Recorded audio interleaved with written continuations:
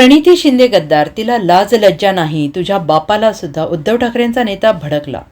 दक्षिण सोलापूरमध्ये काँग्रेस आणि शिवसेना ठाकरे गटात राजकीय वातावरण तापले. ऐन मतदानाच्या दिवशी काँग्रेसचे ज्येष्ठ नेते सुशीलकुमार शिंदे आणि खासदार प्रणिती शिंदे यांनी अपक्ष धर्मराज काडादी यांना पाठिंबा दिला. त्यामुळे शिवसैनिक आक्रमक झालेत.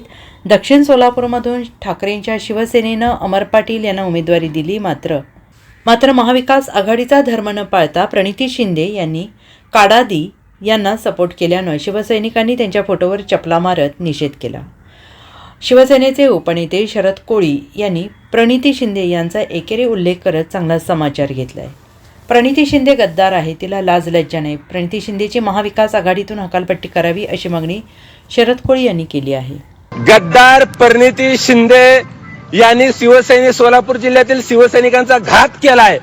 त्यांनी महाविकास आघाडीचा धर्म पाळला नाही, म्हणून महाविकास आघाडीच्या सर्व आमच्या पक्षातील नेत्यांकडे मागणी आहे, ताबडतोब ह्या गद्दार प्रणिती शिंदेची हकालपट्टी करा. नुसती ह्या गद्दार प्रणिती शिंदेची हकालपट्टी नाही तर हिची काँग्रेसने खासदारकी रद्द केली पाहिजे ताबडतोब.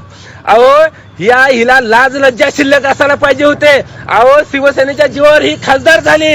आमचे उद्धव साहेब आजारी असताना त्यांनी उद्धव साहेबाचं बूट पुसायचं काम केलं, बूट चाटण्याचं काम केलं सभा मागण्यासाठी आणि निवडून येण्यासाठी.